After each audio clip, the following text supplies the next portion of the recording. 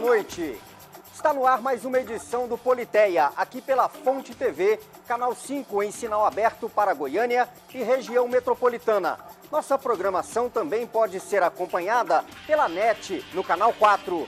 Em Anápolis, nosso sinal é transmitido pela NET no canal 9. Na região do entorno de Brasília, sinal aberto no canal 16. Para toda a América Latina, você nos acompanha pelo satélite Star One, canal B4. E ainda na internet, www.redefonte.com. Estamos em cadeia com a Rádio Aliança Notícias 1090 AM.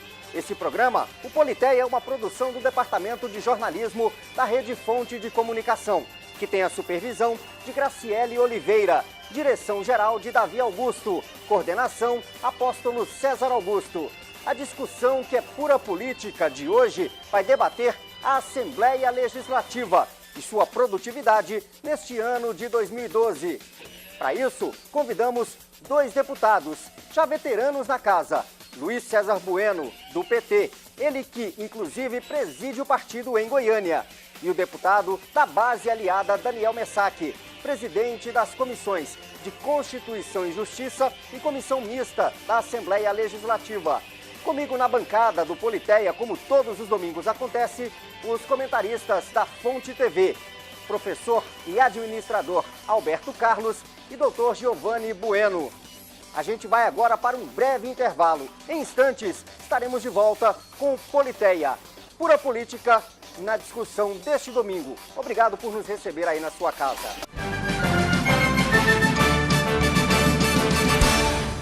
Estamos de volta agora com o Politeia para a discussão política de todos os domingos, às 10 da noite, aqui na Fonte TV e na rádio Aliança Notícias 1090 AM. Você pode nos ajudar a fazer o programa deste domingo, 25 de novembro. Já que estamos aqui ao vivo, ligue 3254-1079 e mande a sua pergunta para os nossos convidados. Como já disse na abertura, no programa de hoje estamos recebendo aqui o deputado estadual Luiz César Bueno, do PT, e o deputado estadual Daniel Messac, do PSDB. Luiz César Bueno foi vereador por Goiânia por 2 mandatos. Está hoje no 3º mandato de deputado estadual, onde na Assembleia Legislativa preside a Comissão de Organização dos Municípios e também é presidente do Diretório Municipal do PT e membro da Direção Nacional do Partido dos Trabalhadores. Deputado Luiz César Bueno, boa noite, prazer tê-lo aqui no programa Politeia, a discussão política de domingo à noite na Fonte TV. Boa noite, Fábio. Boa noite, deputado Daniel Messac. Boa noite, Alberto. Boa noite a todos os telespectadores do Politeia. É uma satisfação muito grande participar desse debate nessa noite de domingo. Para debater com o deputado Luiz César Bueno, temos a presença do deputado estadual do PSDB, Daniel Messac de Moraes, que iniciou a sua trajetória política em grêmios estudantis. Em 1992, se elegeu vereador em Goiânia e exerceu este cargo até o ano de 2000, quando se licenciou para ocupar cargos no governo do estado. Em 2002, se elegeu deputado estadual pela primeira vez. Depois disso, vieram mais 2 outras reeleições. No 3º mandato que ele ocupa hoje, ele tem a responsabilidade de presidir 2 importantes comissões na Assembleia Legislativa. A Comissão de Constituição, Justiça e Redação e também a Comissão Mista da Casa. Deputado Daniel Messac, muito obrigado por atender o nosso convite. Boa noite. Boa noite, professor Fábio. Prazer imenso estar participando aqui, também o professor Alberto. Cumprimentar também esse grande par, que é o deputado Luiz César Bueno. Cumprimentar você, que está nos assistindo, e registrar aqui a satisfação imensa poder estar aqui participando aqui hoje dessa discussão. Comigo na bancada, como acontece todos os domingos, professor Alberto Carlos, homem do marketing, da administração. Prazer mais uma vez estar ao seu lado, professor Alberto. Boa noite, Fábio Maurício, boa noite, deputado Daniel Messac, boa noite, deputado Luiz César Bueno, boa noite, doutor Giovanni, que já vai estar com a gente aqui, né, está chegando, boa noite você, meu amigo e minha amiga, Olá, comadre. Ô, compadre, vai dando licença para entrar na sua casa aí com um dedinho de prosa sobre política, tá? Que bom que nós estamos nesse domingo aí para falar de algo que tem tudo a ver com a sua vida, com o seu dia a dia. Valeu, que bom que estamos aqui. Deputado Daniel Messac, nesta semana houve uma espécie de esforço concentrado na Assembleia Legislativa, ou pelo menos aconteceu uma reunião na semana passada em que os líderes do governo e os líderes da oposição ajustaram um esforço para que as votações acontecessem ou começassem a acontecer de forma mais dinâmica na Assembleia Legislativa. Alguns projetos entraram em votação, houve resultado essa reunião que aconteceu entre a presidência da casa e as lideranças. Mas tem faltado, na sua opinião, durante todo esse ano, empenho dos deputados, tem faltado comprometimento com os projetos que chegam na casa, com o trabalho legislativo na Assembleia Legislativa, o senhor que preside uma comissão que tem que passar, os projetos têm que passar por ela? Bem, nós temos ali, por parte dos deputados, um esforço grande no cumprimento das suas responsabilidades. O exercício do mandato, ele não se dá tão somente nas questões ali inerentes à tramitação da casa. Eu, particularmente, tenho a convicção de que é preciso que o deputado busque conciliar a sua agenda de tal forma que a tramitação de projetos não fique prejudicada.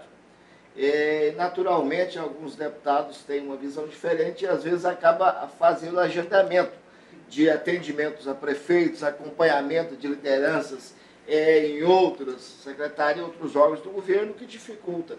Então, eu diria que, às vezes, o deputado tem estabelecido errado as suas prioridades ali no exercício do mandato. Deputado Luiz César Bueno, a opinião é sua.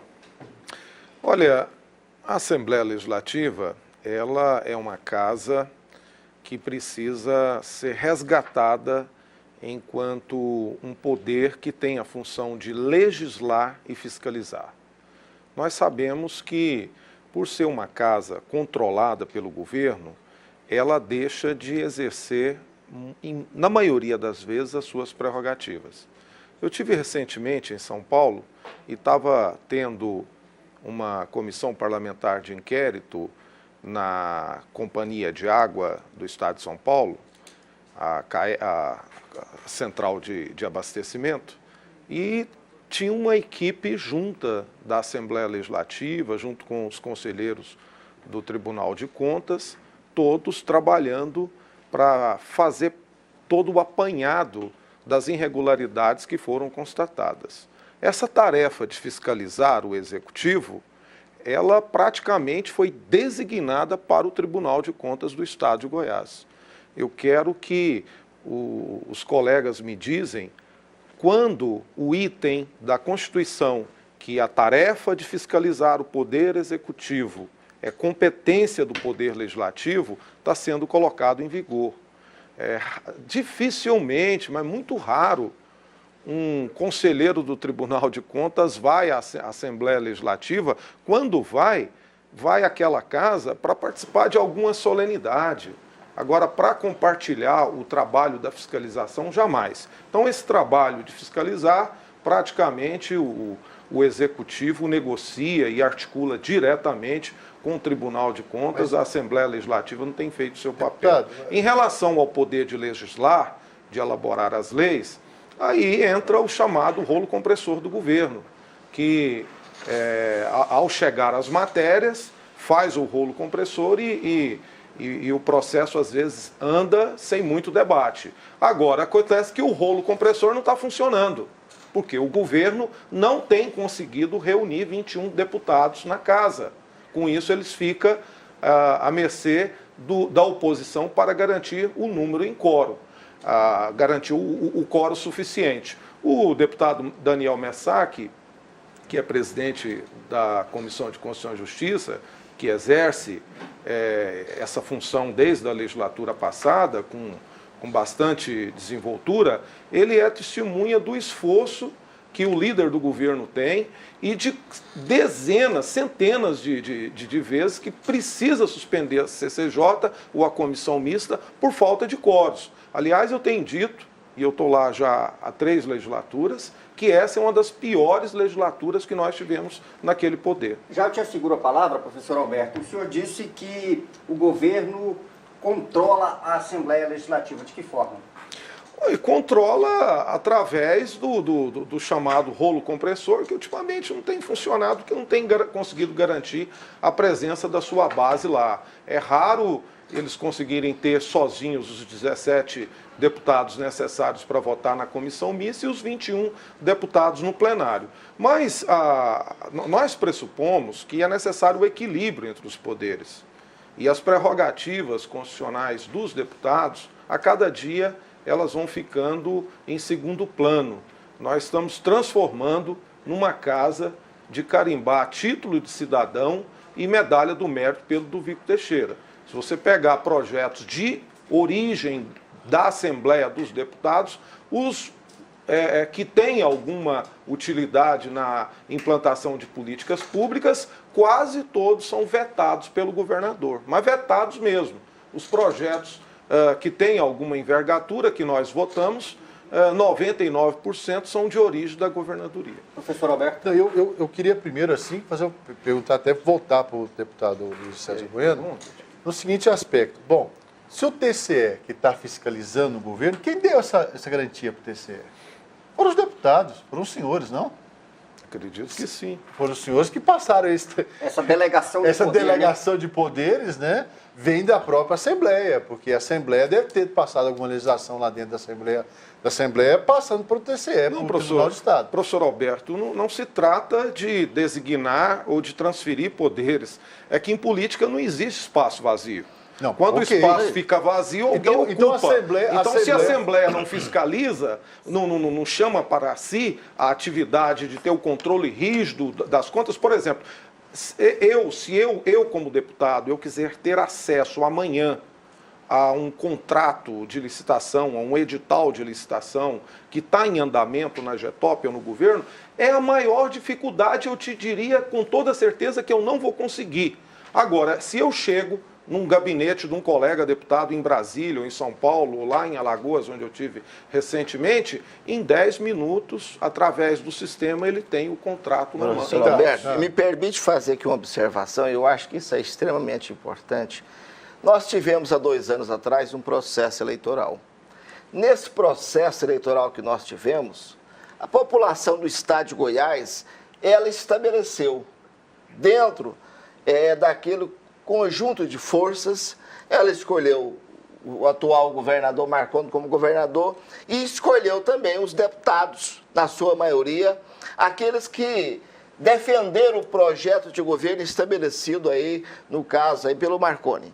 Então, naturalmente, não é um rolo compressor. É o retrato daquilo que foi mostrado nas urnas, é o espelho das urnas.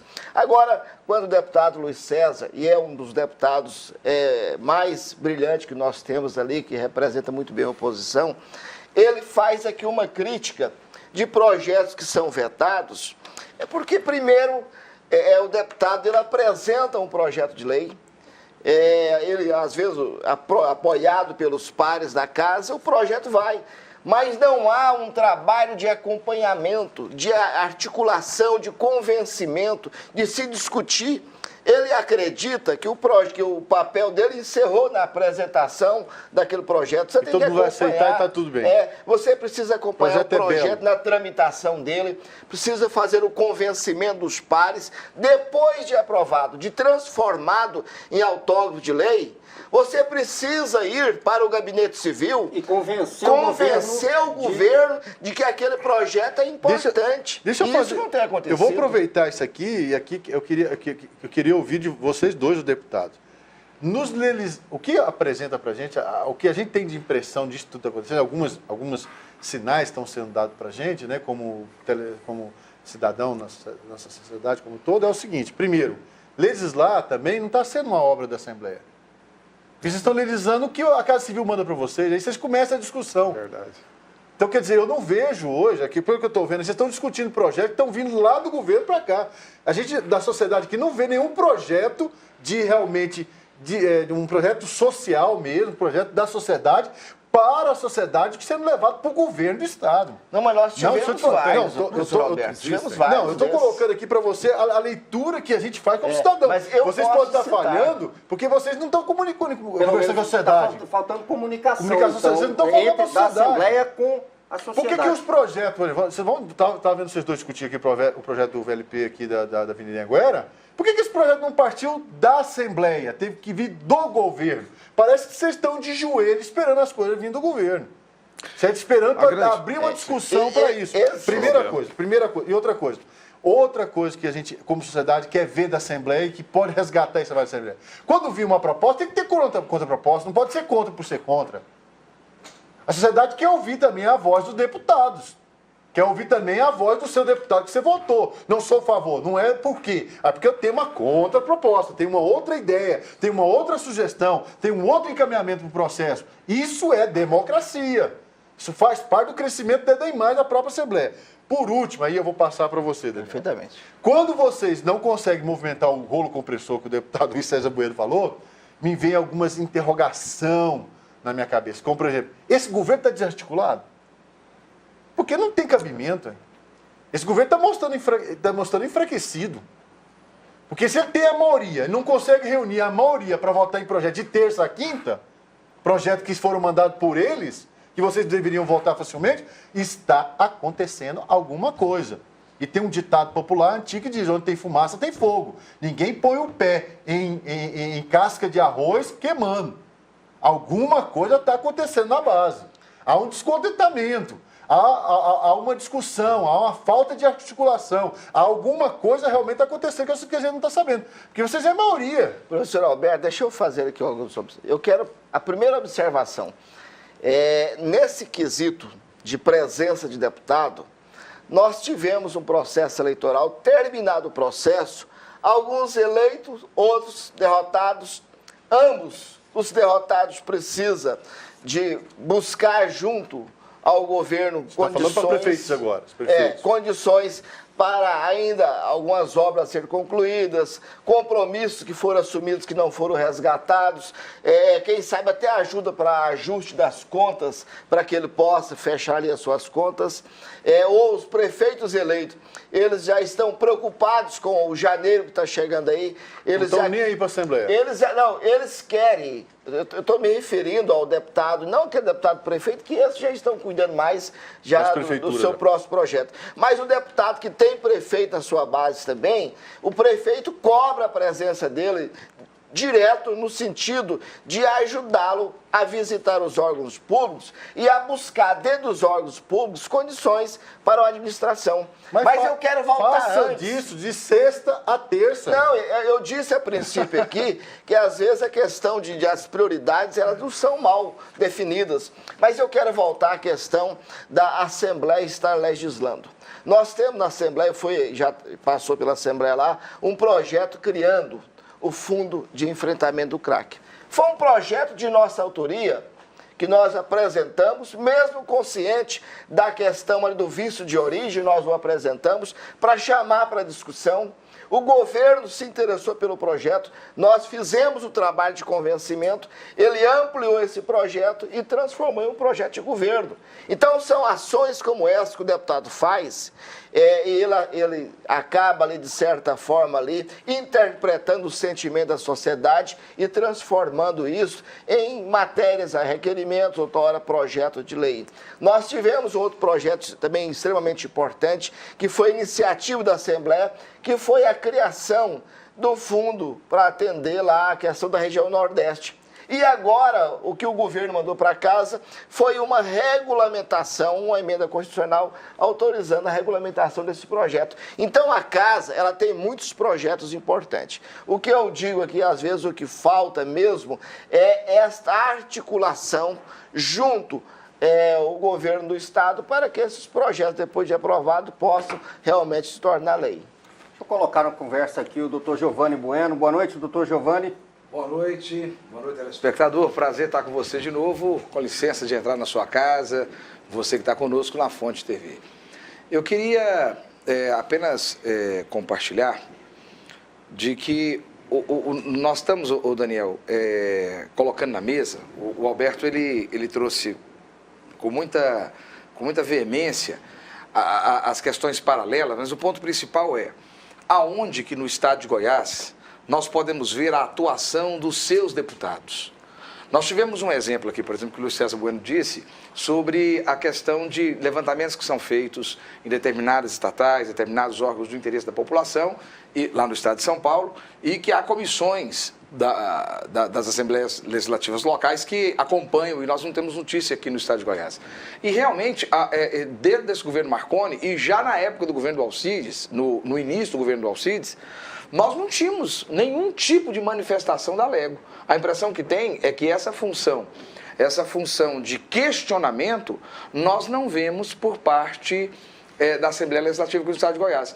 Quando o governador passou, logo quando ele assumiu o poder, e ele passou uma mensagem lá dentro da Assembleia Legislativa e foi votado para que ele pudesse fazer qualquer alteração dentro da organização administrativa do Estado, sem passar pela Assembleia Legislativa, nós falamos aqui, nós conversamos aqui no Politeia, isso foi razão de muita discussão aqui no Politeia, de que os deputados não teriam mais nada para fazer durante 4 anos. Mais nada para fazer. Nós alertamos isso há 2 anos atrás, não foi isso? 2 anos. A briga foi feia aqui na época. Foi feia na época. Inclusive o decreto veio antes da posse, né? E aí já entrou aprovando. Exatamente. Foi no final do governo do Alcides. E houve. Dizendo a reforma administrativa. Na reforma administrativa. Então, só para finalizar. A nossa bancada derrubou parte da reforma administrativa na Justiça, restituindo poderes à Assembleia. Agora, uma casa que entrega o poder de legislar para o Executivo, de discutir. É isso que o doutor Giovanni está dizendo, ou seja, a Casa, ela delega funções de legislar para o Executivo, que passa a ter a tarefa de elaborar as leis e de executar as leis. Só quero fazer um comentário, só para finalizar. Já fiscaliza, porque Alberto, o TSE é que fiscaliza, Alberto, você não tem acesso. E ainda não legisla, Alberto, então... Para quê? É o resultado que está acontecendo. Exatamente. Vocês vão ter dificuldade de reeleição. Então, só para finalizar. Vocês vão ter muita dificuldade de reeleição. Só para finalizar. O que eu vejo é o seguinte. Então, por exemplo, o governo ele faz as mudanças administrativas, não precisa passar pela Alego. A oportunidade não é para que a Alego fique utilizando aquilo como moeda de troca, porque isso também não é função do deputado. Ficar emperrando a Câmara de Vereadores, o trabalho do prefeito, a Assembleia Legislativa, o trabalho do governador, o Congresso, o trabalho do presidente da República, isso não é certo também não, isso é antirrepublicano. A grande questão é que no direito público só pode ser feito aquilo que está autorizado por lei.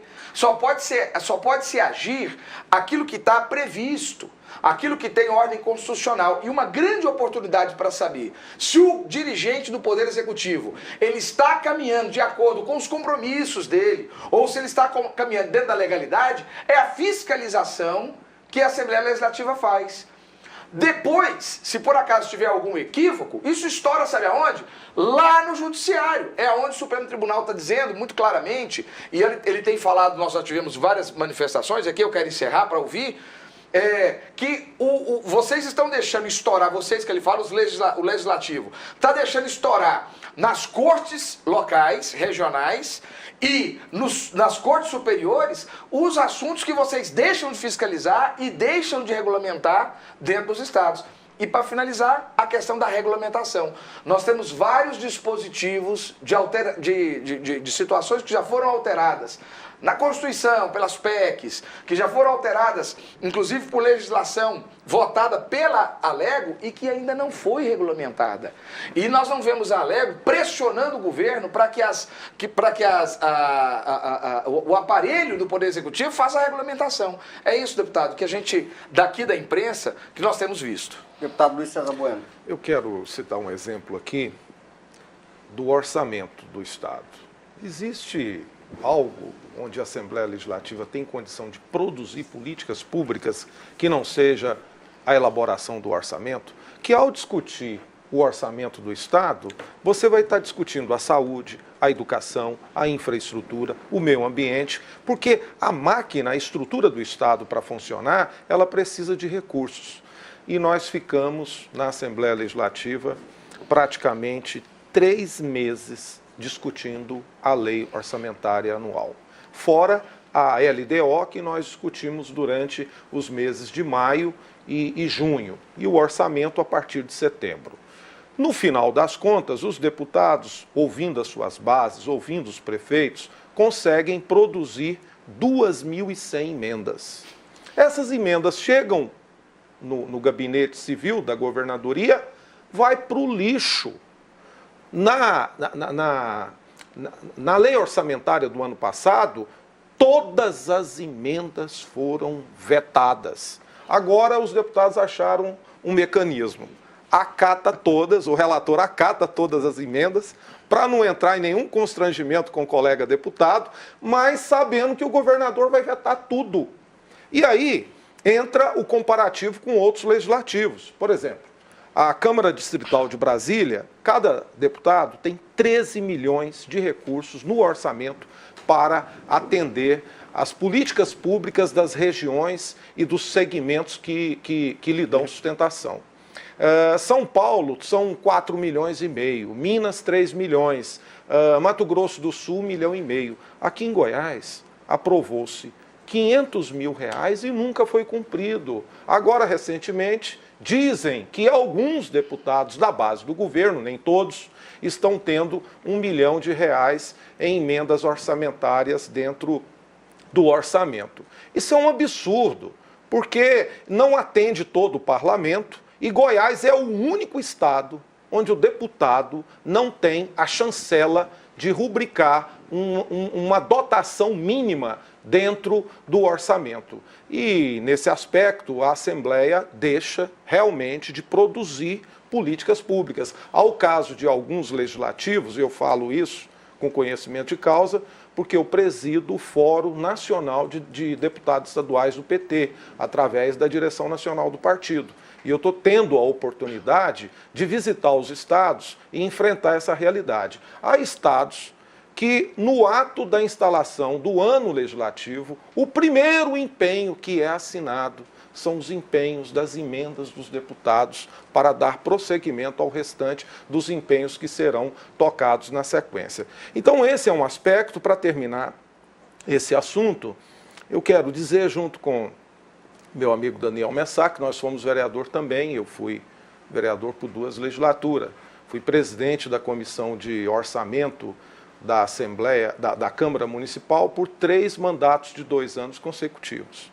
Por várias vezes, eu reunia todos os conselheiros no prédio da Assembleia Legislativa.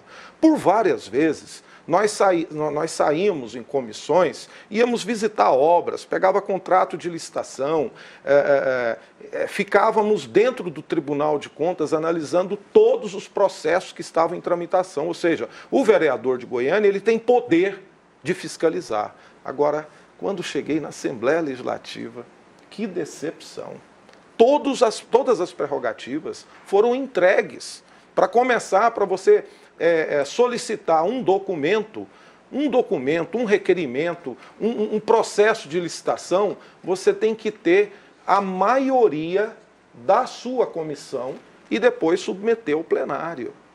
Aí o rolo compressor passa e praticamente a Assembleia Legislativa fica sendo uma casa submissa, eu diria, uma secretaria ou uma diretoria de segundo escalão. Como fica a legislação que determina o acesso disso a todo e qualquer órgão? O deputado responde isso. Já nós vamos para um breve intervalo, são 22 horas e 36 minutos. Um rápido intervalo, já a gente volta. O deputado Luiz César Bueno fala mais um pouco sobre isso e o deputado Daniel Messac também quer a palavra. A gente volta já com o Politeia, a discussão política de todo domingo à noite aqui na Fonte TV.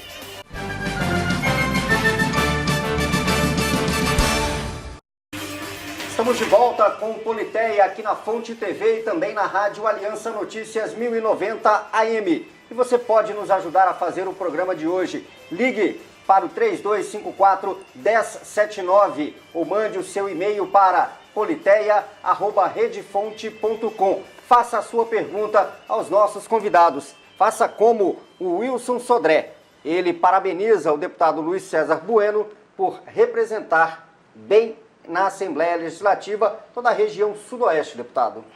Agradeço aí ao Wilson, a todos os moradores da região sudoeste, e uma satisfação saber que vocês estão atentos aí ao Politeia e acompanhando esse importante debate político. E o Paulo de Tarso, o deputado Daniel, parabeniza o senhor pelo trabalho que desempenha também na Assembleia Legislativa. Ele diz aqui que é o Paulinho da Nova Esperança. Quero cumprimentar o amigo Paulinho, ele é extremamente conhecido, ele faz parte da Igreja do Pastor Samuel Brasileiro, e receba aí, Paulinho, meu abraço e obrigado aí pela participação. Mas não é só afago não, viu? Tem aqui o Chicão, diz para o senhor, deputado Daniel Messac, que o senhor está equivocado. Deputado não é espelho da sociedade. A educação está péssima e vocês fazem o que querem. Deixa eu aproveitar e dizer para o Chicão aqui o seguinte. Primeiro, nós não dissemos que o deputado é o espelho da sociedade. Nós dissemos que o deputado, ele entende, procura absorver, compreender o sentimento da sociedade e transformar esse sentimento em leis. Nós falamos aqui agora há pouco de um projeto de lei que fala da criação do Fundo de Combate ao Crack. Esse projeto, Chicão, ele foi aqui uma sugestão de pessoas que passam por o problema da questão das drogas e que nos procurou, passando para nós o sentimento, e nós então buscamos, junto à Procuradoria da Casa, criar condições para que o anseio dessa pessoa e de muitos outros pudesse ser, de fato, alcançado dentro da Assembleia Ressonância. Esse é o sentimento que nós temos. Mas deixa eu aproveitar aqui e falar um pouco também, pegando carona naquilo que disse meu companheiro Luiz César Bueno, a questão do orçamento. Todos nós sabemos que o orçamento ele demanda recurso. Nós tivemos já, inclusive dito pelo próprio deputado Luiz César Bueno, a apresentação de mais de 2.100 emendas. Isso implica dizer que o deputado, ao estar apresentando ali as suas emendas, ele não analisou a questão do recurso. De onde vem o recurso? Porque a partir do momento que você faz a emenda, você tem que movimentar, falar, esse recurso vai sair daqui e vai vir para cá. E às vezes o deputado, ele simplesmente preenche o papel, assina aquele papel e faz a apresentação sem aquele sentido de buscar realmente o recurso. Nós temos... Eu particularmente concordo com o deputado Luiz César Bueno nesse ponto, que o deputado ele precisa, independente de oposição ou situação, e eu acho que isso não existe mais, falar oposição, situação, é o deputado, ele defende uma ideia diferente, mas ele tem também a responsabilidade de ajudar a carregar recursos para os seus municípios, e tem advogado isso perante o governo do estado aí com muita clareza. Mas eu quero aproveitar também, quando nós falamos de orçamento, nós precisamos voltar a atenção para o chamado Pacto Federativo. Nós temos uma concentração exagerada hoje de recursos dentro, hoje, da União. O cidadão, ele perguntado aonde ele reside, ele vai dizer, olha, eu moro em Goiânia, eu moro em Aparecida.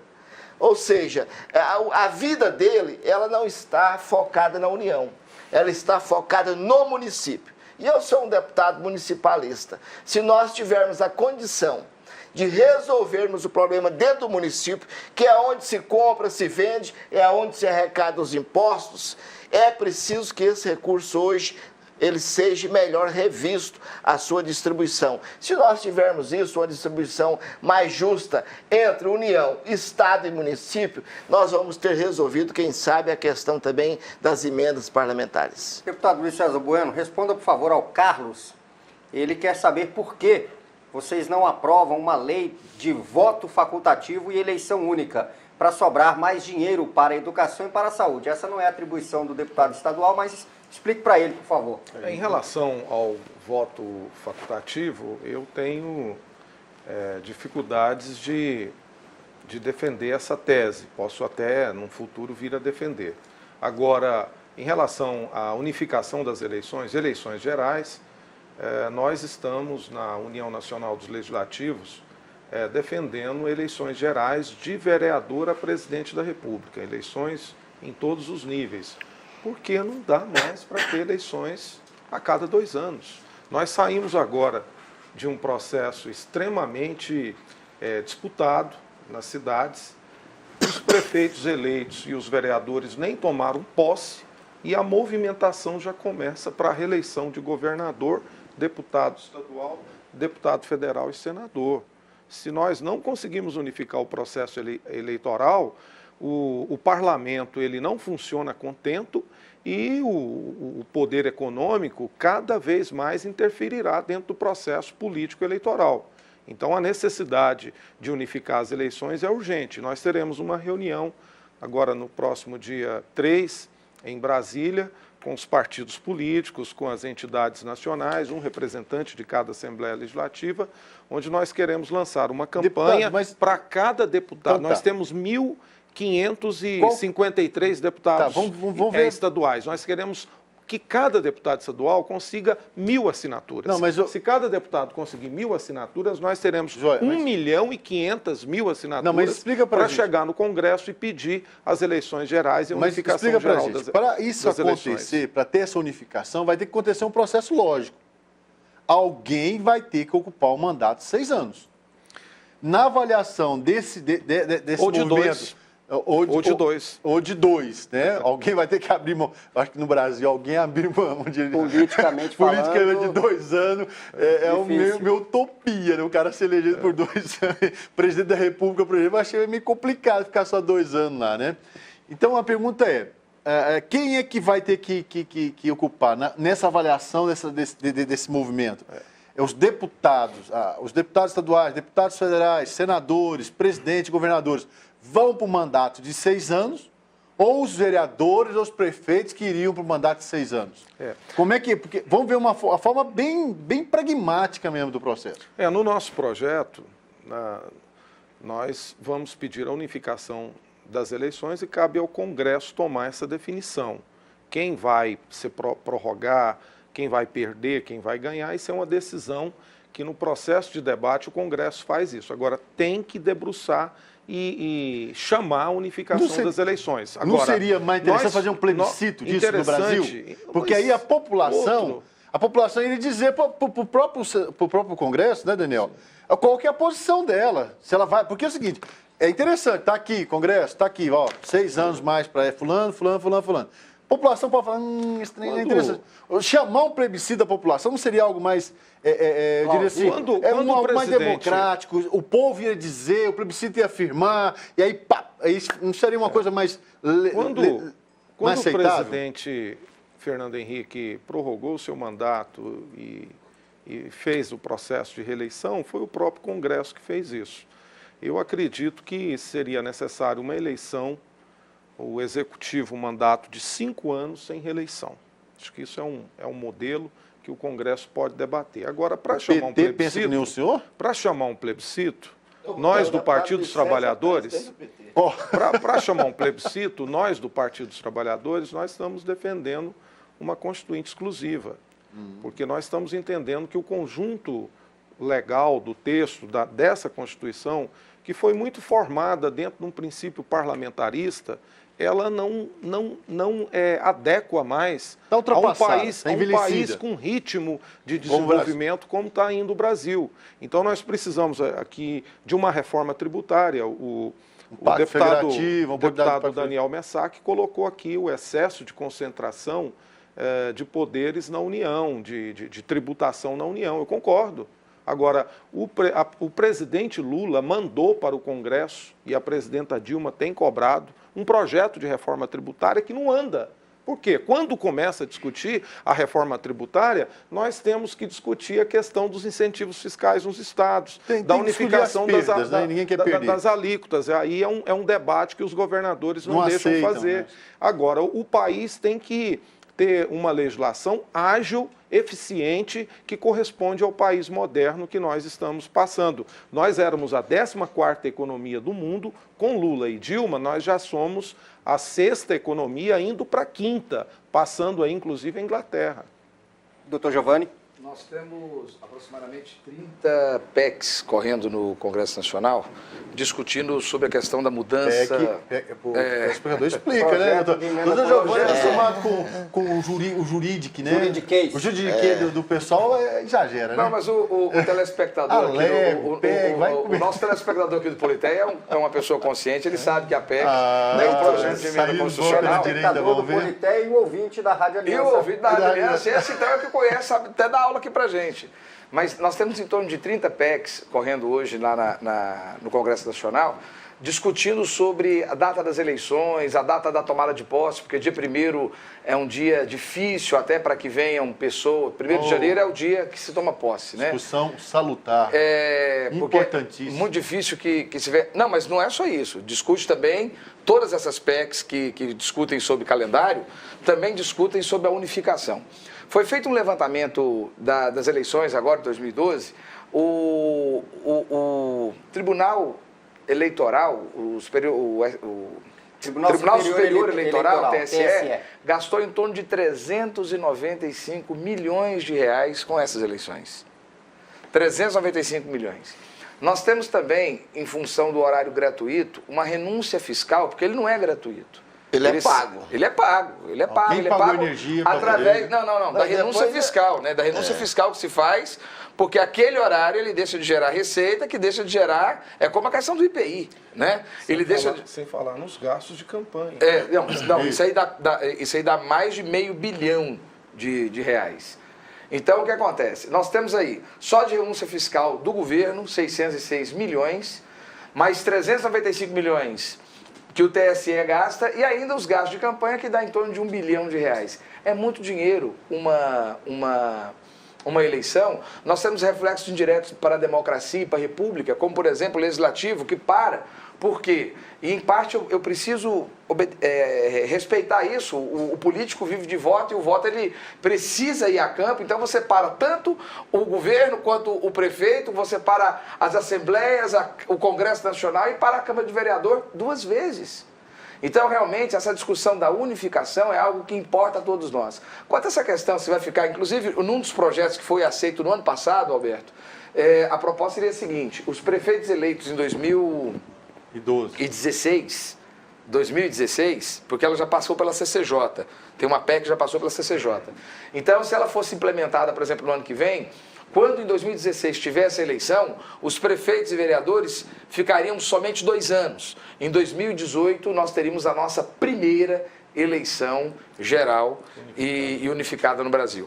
Então, mas existe sim um movimento no Congresso Nacional, que é esse que o deputado está conversando conosco, onde tem em torno de 1.039 deputados e pessoas ligadas ao Poder Legislativo que estão tentando fazer esse levantamento de assinaturas para poder apertar cada vez mais o Congresso para essa unificação. Eu vejo como uma discussão que está só no início, e assim como ficha limpa, assim como outros processos democráticos, eu acho que não tem volta não. Isso vai acontecer no Brasil, porque realmente parar de 2 em 2 anos é muito difícil.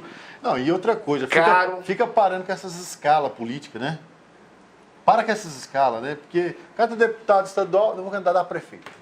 Aí lá ocupa com o prefeito. Não tem projeto no Brasil, não tem projeto hoje. Aí o cara sai não tem projeto. Aí o cara é prefeito, não, agora eu vou me candidatar a prefeito, aí eu vou candidatar... Aí sem projeto, Alberto. Aí eu sou vereador, vou me candidatar, aí fico ali com o meu cargo garantido. Daniel Messac quer falar também. Aí não tem discussão democrática. Eu quero fazer aqui algumas colocações e aproveitar também esse gancho aqui do professor Alberto. Verdadeiramente, muitas pessoas se candidatam, por exemplo, a vereador, porque ele não pode ficar fora da mídia. E ele estando no exercício do mandato, seja de vereador ou do que for, ele vai estar na mídia. Então acaba sendo a mídia a prioridade para ele do que os próprios projetos, que seria o ideal. Mas deixa eu voltar aqui à questão de presença ou não de deputado.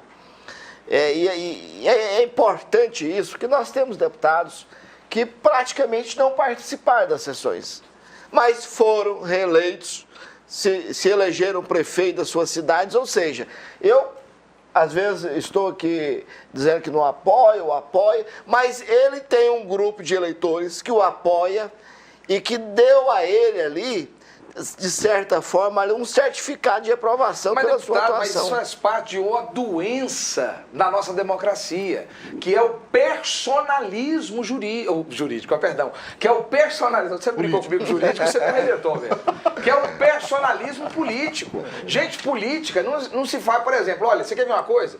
Eu e o Alberto estamos na televisão há quantos anos, Alberto? 6 anos. 6 anos. Então, nós saímos à frente, às vezes, até que de você, o Daniel. Às vezes nós estamos até na sua frente. Eu e o Alberto não temos a menor pretensão, nós não temos chamado de vocação para isso, mas nós às vezes estamos até na sua frente, porque nós estamos direto aqui. Agora, será que eu seria, por ser um comentarista político, uma pessoa ideal para poder estar no parlamento? Então, essa discussão, ela está fazendo com que, essa discussão, não, perdão, essa falta de discussão, essa falta de debate, faz com que as pessoas comecem a votar dentro de um personalismo tão perigoso que um dos problemas do Cachoeira, quando foi dar um passeio, é que as crianças queriam bater foto com ele.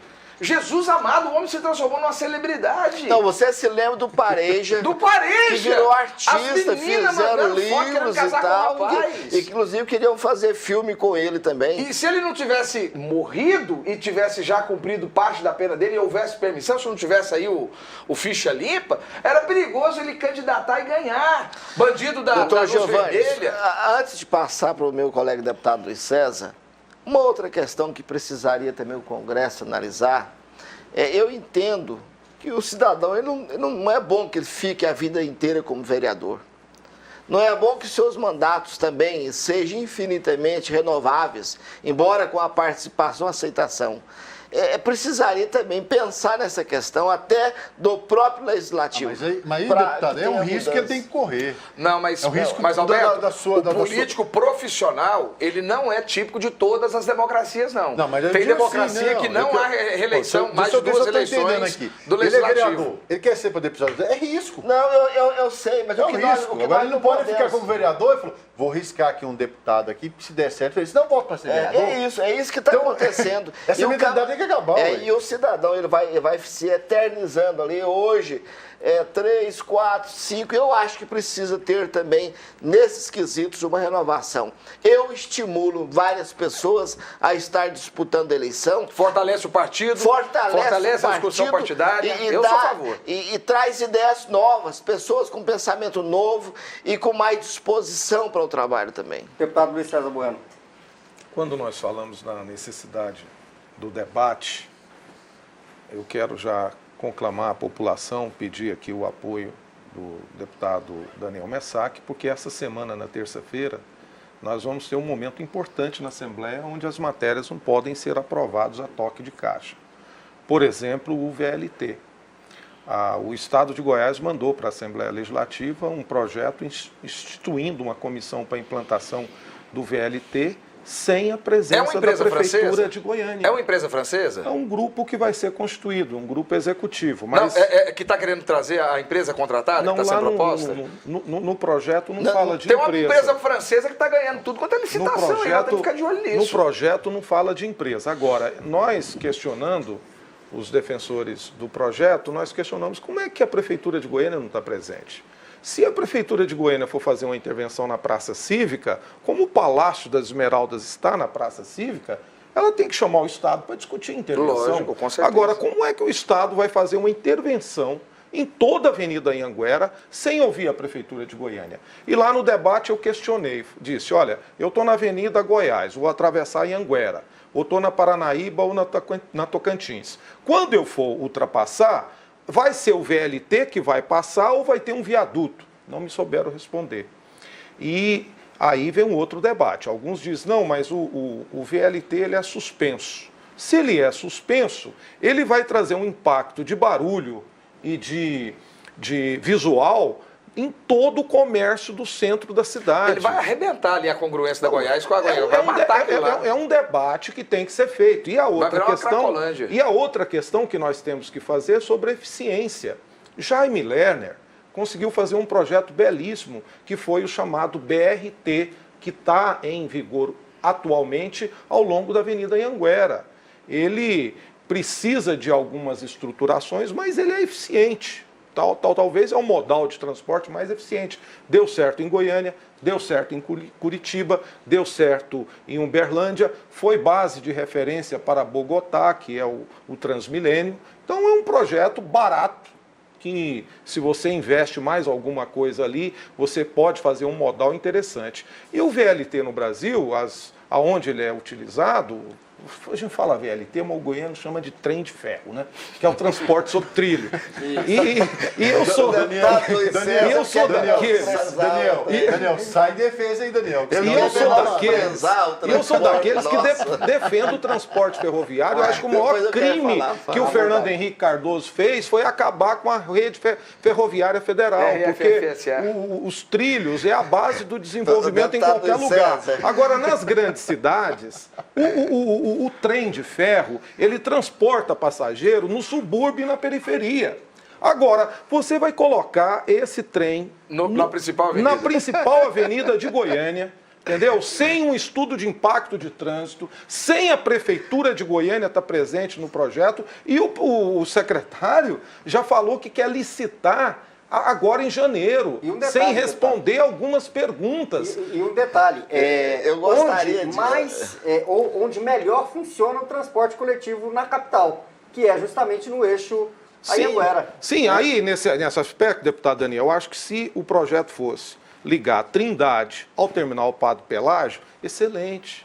Se fosse ligar Senador Canedo ao terminal Novo Mundo, excelente. Mas é que agora, nem esgoto, ninguém vê. Sim, mas agora essa... Mas não sai na foto. Mas essa intervenção... A imprensa não vai filmar. Só mais um minuto. Essa intervenção... O vai lá, essa intervenção, doutor Giovanni, ela precisa da presença da Prefeitura de Goiânia e nós temos que analisar a eficiência. E aí vem uma pergunta. Pega esses 274 milhões, que são recursos do governo federal, capitaneados pelo governo do estado de Goiás, injeta mais um pouco, vamos ter a coragem de fazer o metrô de Goiânia. Aí sim, Porto Alegre conseguiu iniciar o metrô, Brasília iniciou, Salvador, então. Se começar, vai embora, porque a gente sabe que os recursos vão vir. E Goiânia não pode esperar. E a outra coisa, são 6 anos, são 6 anos para implementar isso. Daniel quer falar. Vamos ver o que o deputado Daniel Messaque em defesa do projeto. Por favor. Eu acho tão interessante o deputado César Bueno, convivi com ele há já 20 anos, que é meu amigo, mas ele fala com tanta convicção que até parece que realmente é o trem que vai ser implantado mesmo. Mas eu quero aqui dizer o seguinte. Aquela Maria Fumaça, né? Doutor Giovanni, essa questão desse projeto, ele está na Assembleia já há 90 dias. Esse projeto só veio à discussão porque eu tive a iniciativa de, até por sugestão do próprio governador Marconi, provocar lá uma discussão dentro, inclusive utilizei lá o horário da CCJ para fazer essa discussão lá com os pares sobre a questão do VLT. Então o projeto estava lá adormecido, sem interesse de nenhum dos deputados de conhecê-lo e de discutir. Outra questão importante. Esse projeto ele é tão importante quando o deputado Luiz César, juntamente com o Fábio Maurício, disse que o melhor transporte que nós temos hoje é o do eixo Anhanguera, é verdade. Que é o transporte que a concessão está nas mãos do governo. Então, realmente tem um transporte de qualidade. Mas aquilo que está bom... pelos terminais era bom. Aquilo que está bom pode melhorar ainda mais. Esse projeto, primeiro... Nós estamos vivendo um momento de audiências públicas, de consulta. Qualquer cidadão que entrar no site da Secretaria das Cidades e teclar lá o VLT, ele vai ter lá a oportunidade de, através deputado Daniel Messaque, eu estou na Avenida Goiás. Deixa eu só concluir meu raciocínio. Se eu for atravessar Anhanguera, como é que eu vou fazer? Deixa eu só concluir meu raciocínio. O trem vai parar? Ele vai poder participar, fazer as suas críticas, dar a sua opinião e deixar também ali os seus questionamentos também. Uma outra coisa importante também, essa questão... ela é de vital importância para a nossa cidade e nós não podemos politizar a discussão do VLT. Nós precisamos fazer uma discussão, mas precisamos deixar de lado a questão partidária. Precisamos de uma discussão técnica. O que o governo está fazendo hoje, ele está fazendo uma discussão técnica. Vai ter lugares que vai ter que passar o VLT elevado? Vai. Por exemplo, ali abaixo do entroncamento da Anhanguera com a BR ali precisa de fazer uma elevada em função da situação geográfica. Então, são questões que estão sendo discutidas e não será implantado nenhum projeto se não houver ali a anuência da população. E a Assembleia, naturalmente, ela representa a população. Eu sei que o Fábio está todo de pedir intervalo, mas eu ando de ônibus aqui em Goiânia de vez em quando. Eu também ando de ônibus. Ando e pego o ônibus aqui, eu vou falar uma coisa para você.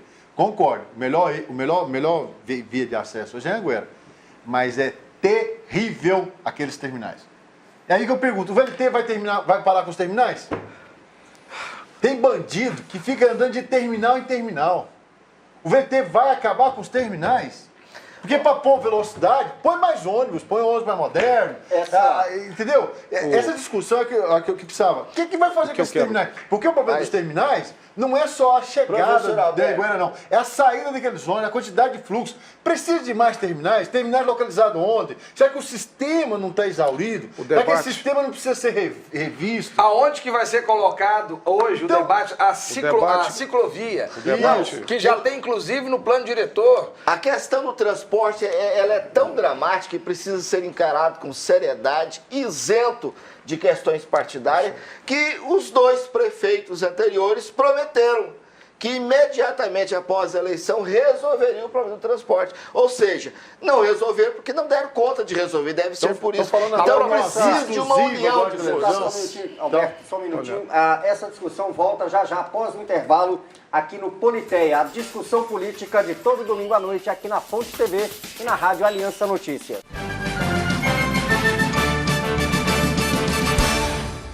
Estamos de volta com o Politeia aqui na Fonte TV e também na Rádio Aliança Notícias 1090 AM. E você pode nos ajudar a fazer o programa de hoje. Ligue para o 3254-1079 ou mande o seu e-mail para politeia@redefonte.com. Faça a sua pergunta aos nossos convidados. Faça como o Wilson Sodré.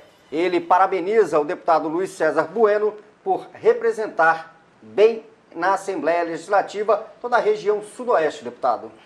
Agradeço aí ao Wilson, a todos os moradores da região sudoeste, e uma satisfação saber que vocês estão atentos aí ao Politeia e acompanhando esse importante debate político. E o Paulo de Tarso, o deputado Daniel, parabeniza o senhor pelo trabalho que desempenha também na Assembleia Legislativa. Ele diz aqui que é o Paulinho da Nova Esperança. Quero cumprimentar o amigo Paulinho, ele é extremamente conhecido, ele faz parte da Igreja do Pastor Samuel Brasileiro e receba aí, Paulinho, meu abraço e obrigado aí pela participação. Mas não é só afago não, viu? Tem aqui o Chicão, diz para o senhor, deputado Daniel Messac, que o senhor está equivocado. Deputado não é espelho da sociedade. A educação está péssima e vocês fazem o que querem. Deixa eu aproveitar e dizer para o Chicão aqui o seguinte. Primeiro, nós não dissemos que o deputado é o espelho da sociedade. Nós dissemos que o deputado, ele entende, procura absorver, compreender o sentimento da sociedade e transformar esse sentimento em leis. Nós falamos aqui agora há pouco de um projeto de lei que fala da criação do Fundo de Combate ao Crack. Esse projeto, Chicão, ele foi aqui uma sugestão de pessoas que passam por o problema da questão das drogas e que nos procurou, passando para nós o sentimento e nós, então, buscamos, junto à Procuradoria da Casa, criar condições para que o anseio dessa pessoa e de muitos outros pudesse ser, de fato, alcançado dentro da Assembleia Ressonância. Esse é o sentimento que nós temos. Mas deixa eu aproveitar aqui e falar um pouco também, pegando carona naquilo que disse meu companheiro Luiz César Bueno, a questão do orçamento. Todos nós sabemos que o orçamento ele demanda recurso. Nós tivemos já, inclusive dito pelo próprio deputado Luiz César Bueno, a apresentação de mais de 2.100 emendas. Isso implica dizer que o deputado, ao estar apresentando ali as suas emendas, ele não analisou a questão do recurso. De onde vem o recurso? Porque a partir do momento que você faz a emenda, você tem que movimentar, falar, esse recurso vai sair daqui e vai vir para cá. E às vezes o deputado, ele simplesmente preenche o papel, assina aquele papel e faz a apresentação sem aquele sentido de buscar realmente o recurso. Nós temos...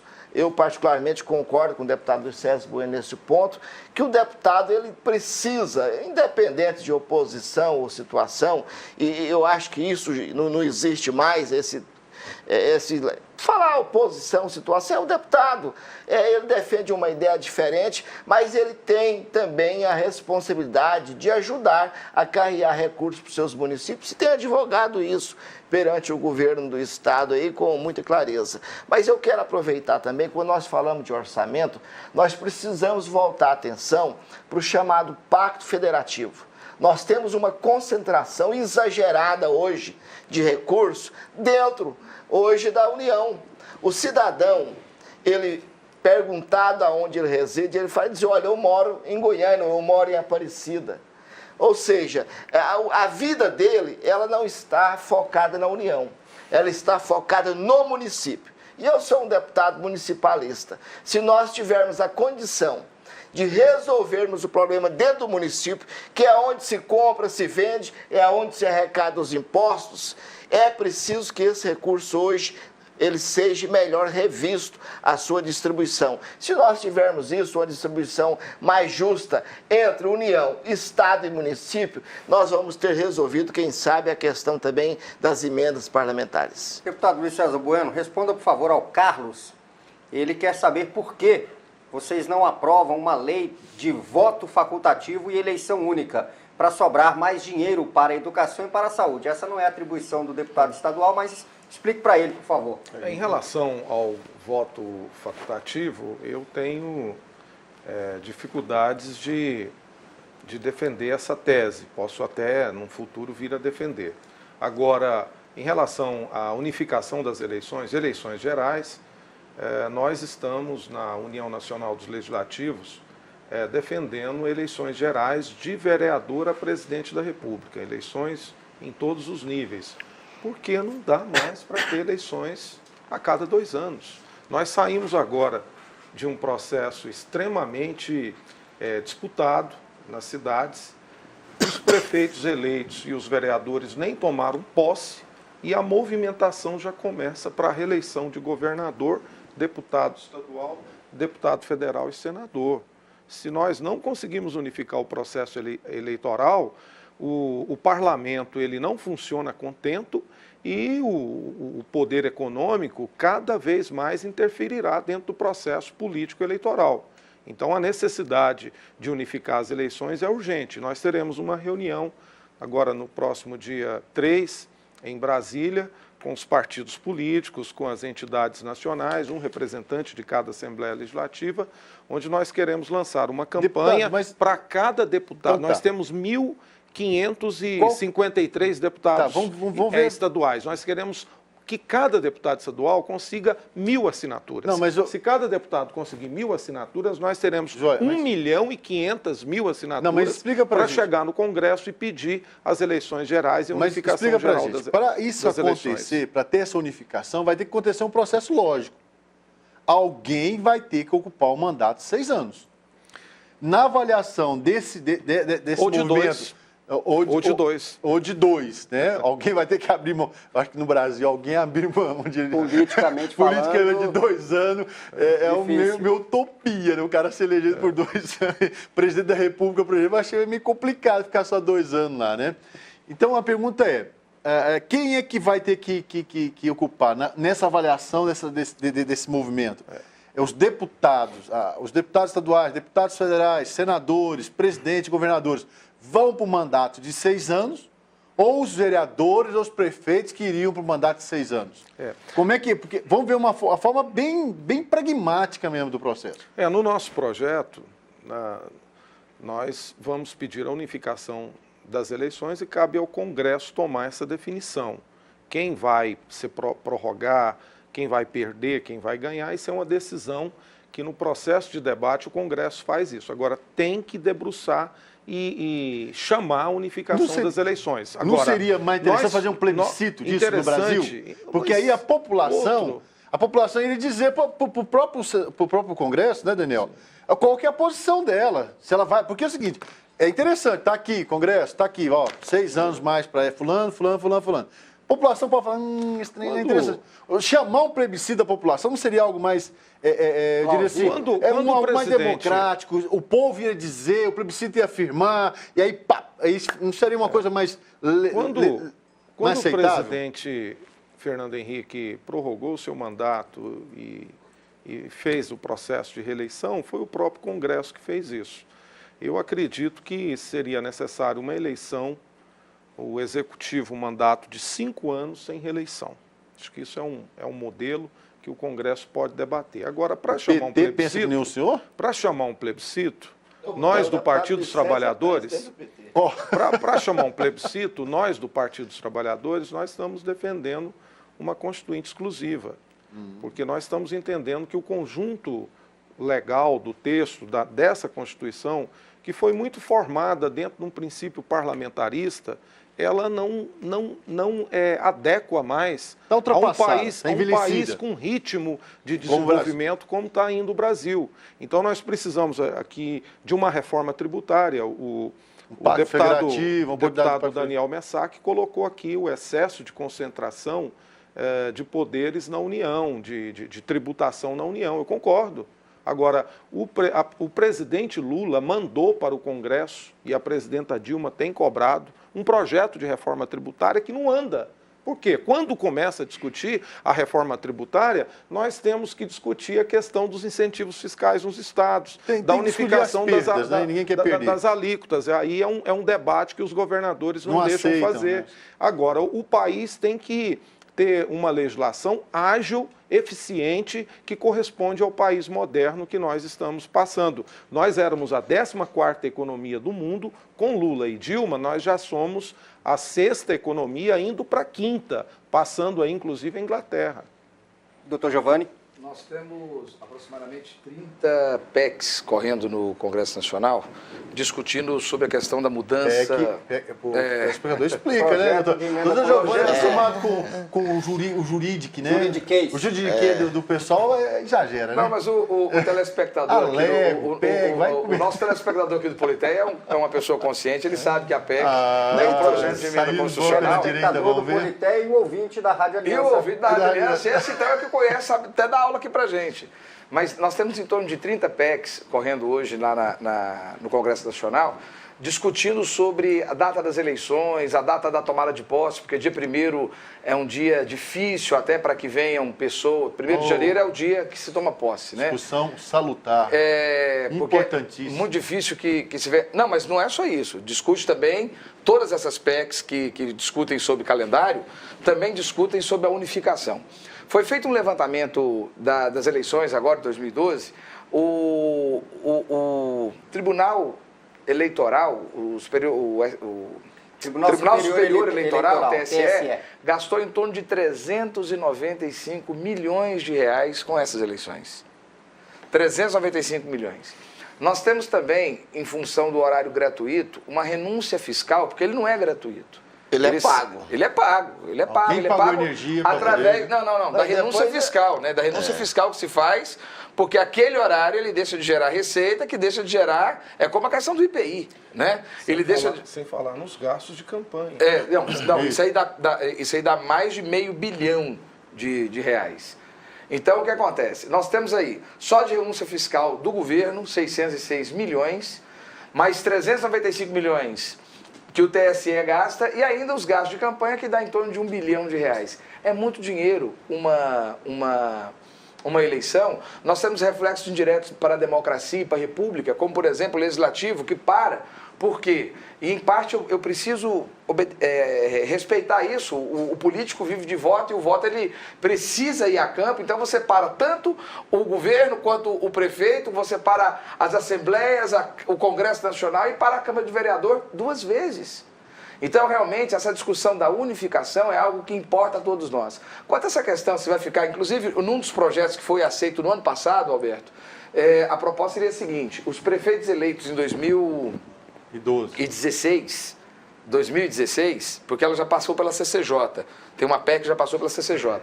Então, se ela fosse implementada, por exemplo, no ano que vem, quando em 2016 tivesse a eleição, os prefeitos e vereadores ficariam somente 2 anos. Em 2018, nós teríamos a nossa primeira eleição geral e unificada no Brasil. Então, mas existe sim um movimento no Congresso Nacional, que é esse que o deputado está conversando conosco, onde tem em torno de 1.039 deputados e pessoas ligadas ao Poder Legislativo que estão tentando fazer esse levantamento de assinaturas para poder apertar cada vez mais o Congresso para essa unificação. Eu vejo como uma discussão que está só no início e assim como ficha limpa, assim como outros processos democráticos, eu acho que não tem volta não. Isso vai acontecer no Brasil, porque realmente parar de 2 em 2 anos é muito difícil. Não, e outra coisa, fica parando com essas escalas políticas, né? Para com essas escalas, né? Porque cada deputado estadual, eu vou candidatar a prefeito. Aí lá ocupa com o prefeito. Não tem projeto no Brasil, não tem projeto. Aí o cara sai não de tem projeto. Aí o cara é prefeito, não, agora eu vou me candidatar a prefeito, aí eu vou candidatar... Aí sem projeto, Alberto. Aí eu sou vereador, vou me candidatar, aí fico ali com o meu cargo garantido. Daniel Messac quer falar também. Aí não tem discussão democrática. Eu quero fazer aqui algumas colocações e aproveitar também esse gancho aqui do professor Alberto. Verdadeiramente, muitas pessoas se candidatam, por exemplo, a vereador, porque ele não pode ficar fora da mídia. E ele estando no exercício do mandato, seja de vereador ou do que for, ele vai estar na mídia. Então acaba sendo a mídia a prioridade para ele do que os próprios projetos, que seria o ideal. Mas deixa eu voltar aqui à questão de presença ou não de deputado.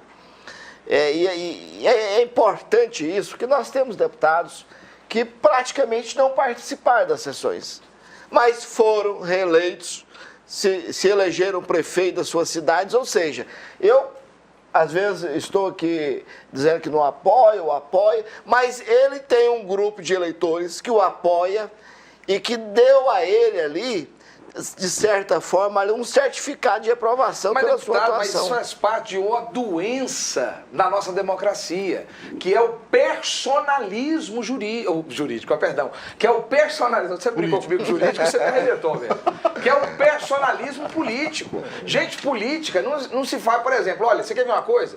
Eu e o Alberto estamos na televisão há quantos anos, Alberto? 6 anos. 6 anos. Então, nós saímos à frente, às vezes, até que de você, o Daniel. Às vezes nós estamos até na sua frente. Eu e o Alberto não temos a menor pretensão, nós não temos chamado de vocação para isso, mas nós às vezes estamos até na sua frente, porque nós estamos direto aqui. Agora, será que eu seria, por ser um comentarista político, uma pessoa ideal para poder estar no parlamento? Então, essa discussão, ela está fazendo com que essa falta de discussão, essa falta de debate, faz com que as pessoas comecem a votar dentro de um personalismo tão perigoso que um dos problemas do Cachoeira, quando foi dar um passeio, é que as crianças queriam bater foto com ele. Jesus amado, o homem se transformou numa celebridade. Então, você se lembra do Pareja? Do Pareja! Que virou artista, fizeram livros e tal. E inclusive queriam fazer filme com ele também. E se ele não tivesse morrido e tivesse já cumprido parte da pena dele e houvesse permissão, se não tivesse aí o ficha limpa, era perigoso ele candidatar e ganhar. Bandido da luz vermelha. Antes de passar para o meu colega deputado Luiz César, uma outra questão que precisaria também o Congresso analisar, eu entendo que o cidadão, não é bom que ele fique a vida inteira como vereador. Não é bom que seus mandatos também sejam infinitamente renováveis, embora com a participação e aceitação. Precisaria também pensar nessa questão até do próprio legislativo.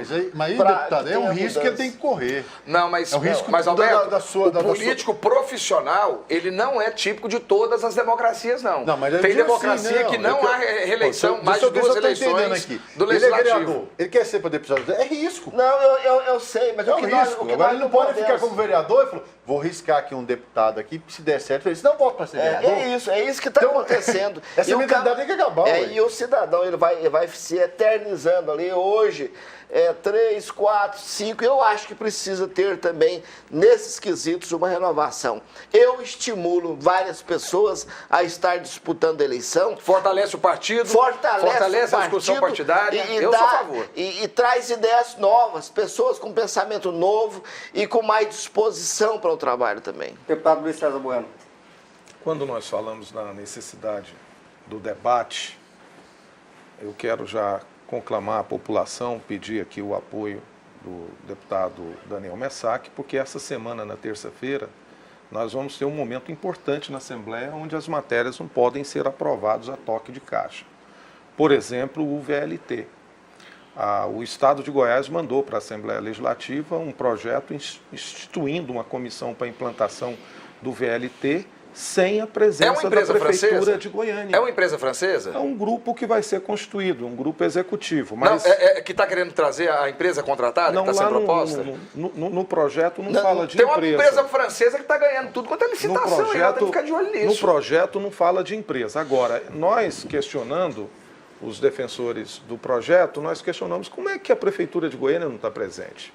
Se a Prefeitura de Goiânia for fazer uma intervenção na Praça Cívica, como o Palácio das Esmeraldas está na Praça Cívica, ela tem que chamar o Estado para discutir a intervenção. Lógico, com certeza. Agora, como é que o Estado vai fazer uma intervenção em toda a Avenida Anhanguera sem ouvir a Prefeitura de Goiânia? E lá no debate eu questionei, disse, olha, eu estou na Avenida Goiás, vou atravessar Anhanguera, ou estou na Paranaíba ou na Tocantins. Quando eu for ultrapassar, vai ser o VLT que vai passar ou vai ter um viaduto? Não me souberam responder. E aí vem um outro debate. Alguns dizem, não, mas o VLT ele é suspenso. Se ele é suspenso, ele vai trazer um impacto de barulho e de visual em todo o comércio do centro da cidade. Ele vai arrebentar ali a congruência da Goiás com a Goiânia. Vai matar aquilo lá. É um debate que tem que ser feito. E a outra questão que nós temos que fazer é sobre a eficiência.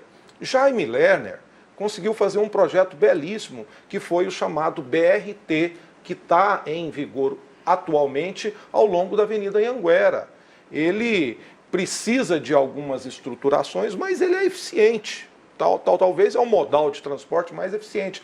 Deu certo em Goiânia, deu certo em Curitiba, deu certo em Uberlândia, foi base de referência para Bogotá, que é o Transmilênio. Então é um projeto barato, que se você investe mais alguma coisa ali, você pode fazer um modal interessante. E o VLT no Brasil, aonde ele é utilizado, a gente fala VLT, mas o goiano chama de trem de ferro, né? Que é o transporte sobre trilho. E eu sou Daniel, sai defesa aí, Daniel. E eu sou daqueles que defendo o transporte ferroviário. Eu acho que o maior crime que o Fernando Henrique Cardoso fez foi acabar com a rede ferroviária federal. Porque os trilhos é a base do desenvolvimento em qualquer lugar. Agora, nas grandes cidades, o trem de ferro, ele transporta passageiro no subúrbio e na periferia. Agora, você vai colocar esse trem na principal avenida de Goiânia, entendeu? Sem um estudo de impacto de trânsito, sem a Prefeitura de Goiânia estar presente no projeto, e o secretário já falou que quer licitar agora em janeiro, sem responder algumas perguntas. E um detalhe, eu gostaria onde melhor funciona o transporte coletivo na capital, que é justamente no eixo Anhanguera. Sim, aí nesse aspecto, deputado Daniel, eu acho que se o projeto fosse ligar Trindade ao terminal Padre Pelágio, excelente. Se fosse ligar Senador Canedo ao terminal Novo Mundo, excelente. Mas é que nem esgoto, ninguém vê. Sim, mas agora essa... Mas não sai na foto. Mas essa intervenção... A imprensa não vai filmar. Só mais um minuto. Essa intervenção... O não vai lá, essa intervenção, doutor Giovanni, ela precisa da presença da Prefeitura de Goiânia e nós temos que analisar a eficiência. E aí vem uma pergunta. Pega esses 274 milhões, que são recursos do governo federal, capitaneados pelo governo do estado de Goiás, injeta mais um pouco, vamos ter a coragem de fazer o metrô de Goiânia. Aí sim, Porto Alegre conseguiu iniciar o metrô, Brasília iniciou, Salvador, então. Se começar, vai embora, porque a gente sabe que os recursos vão vir. E Goiânia não pode esperar. E a outra coisa, são 6 anos, são 6 anos para implementar isso. Daniel quer falar. Vamos ver o que o deputado Daniel Messaque em defesa do projeto. Por favor. Eu acho tão interessante o deputado César Bueno, convivi com ele há já 20 anos, que é meu amigo, mas ele fala com tanta convicção que até parece que realmente é o trem que vai ser implantado mesmo. Mas eu quero aqui dizer o seguinte. Aquela Maria Fumaça, né? Doutor Giovanni, essa questão desse projeto, ele está na Assembleia já há 90 dias. Esse projeto só veio à discussão porque eu tive a iniciativa de, até por sugestão do próprio governador Marconi, provocar lá uma discussão dentro, inclusive utilizei lá o horário da CCJ para fazer essa discussão lá com os pares sobre a questão do VLT. Então o projeto estava lá adormecido, sem interesse de nenhum dos deputados de conhecê-lo e de discutir. Outra questão importante. Esse projeto ele é tão importante quando o deputado Luiz César, juntamente com o Fábio Maurício, disse que o melhor transporte que nós temos hoje é o do eixo Anhanguera, é verdade. Que é o transporte que a concessão está nas mãos do governo. Então, realmente tem um transporte de qualidade. Mas aquilo que está bom... pelos terminais era bom. Aquilo que está bom pode melhorar ainda mais. Esse projeto, primeiro, nós estamos vivendo um momento de audiências públicas, de consulta. Qualquer cidadão que entrar no site da Secretaria das Cidades e teclar lá o VLT, ele vai ter lá a oportunidade através deputado da Daniel Messac, eu estou na Avenida Goiás. Deixa eu só concluir Se eu for atravessar Anhanguera, como é que eu vou fazer? Deixa eu só concluir meu raciocínio. O trem aqui. vai parar? Ele vai poder participar, fazer as suas críticas, dar a sua opinião e deixar também ali os seus questionamentos também. Uma outra coisa importante também, essa questão... ela é de vital importância para a nossa cidade e nós não podemos politizar a discussão do VLT. Nós precisamos fazer uma discussão, mas precisamos deixar de lado a questão partidária. Precisamos de uma discussão técnica. O que o governo está fazendo hoje, ele está fazendo uma discussão técnica.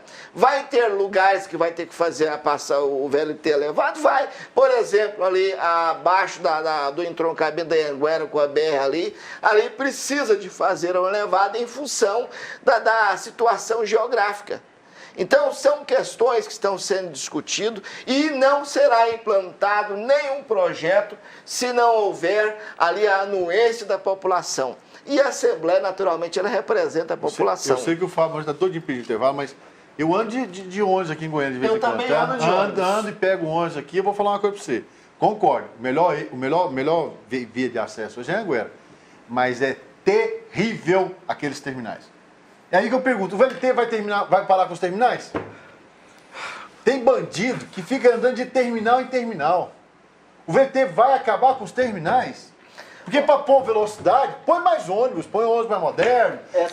Entendeu? Essa discussão é que precisava. O que vai fazer com esses terminais? Porque o problema dos terminais não é só a chegada da Anhanguera, não. É a saída daqueles ônibus, a quantidade de fluxo. Precisa de mais terminais localizados onde? Já que o sistema não está exaurido, já que esse sistema não precisa ser revisto. Aonde que vai ser colocado hoje então, o debate? A ciclovia.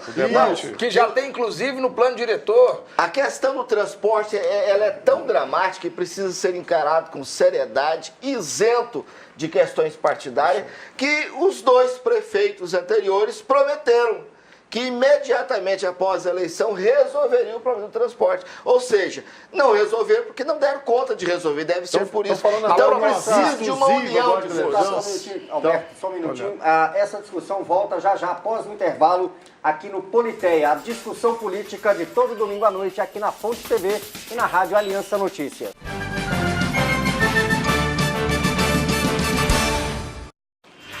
Já estamos de volta aqui com o Politeia na Fonte TV, canal 5 para toda a região metropolitana de Goiânia e canal 9 na cidade de Anápolis. Pela NET, canal 4 aqui na região metropolitana de Goiânia e na região do entorno do Distrito Federal, você nos acompanha através do canal 16.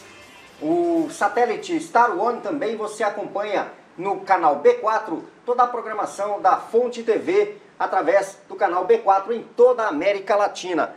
Chegaram aqui algumas perguntas para os deputados, já a gente retoma esse debate sobre o VLT. Antônio Maranhão, ele é de Goianira, deputado Luiz César Bueno, ele quer saber se o senhor tem a informação de quanto custou a iluminação da GO 070 no trecho Padre Pelágio até Inhumas. Não tem informação, posso procurar saber, deixa o seu endereço, assumo esse compromisso. Mas eu não tenho essa informação. Divino Damásio, ele quer saber, deputado Daniel Messac, de que forma um partido político no estado de Goiás hoje pode quebrar o elo existente de forças entre PMDB e PSDB em relação ao bloqueio de investimentos no Estado com recursos do orçamento partidário em nível federal. Olha, eu acho que são questões extremamente complexas, realmente há algumas dificuldades, mas dificuldades existem para ser realmente buscada a solução. E é preciso que haja um jogo de cintura muito grande nessas questões para que possa superá-las.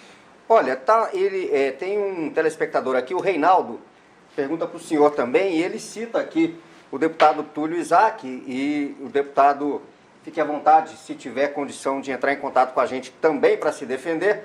Ele diz que Túlio Isaac é mal educado e mal informado e pecou muito em agredir o Major Araújo. O que o senhor pensa sobre essa situação, sobre essa agressão? Olha, dentro do debate das questões que existem na Assembleia, naturalmente, às vezes, há alguns excessos.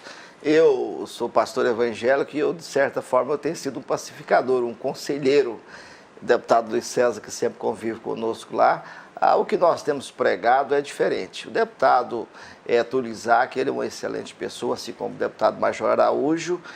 Cada um tem uma personalidade diferente e, às vezes, no calor dos debates, acabam se excedendo. Eles são aliados? O senhor estava presente no momento desse bate-boca entre esses dois deputados?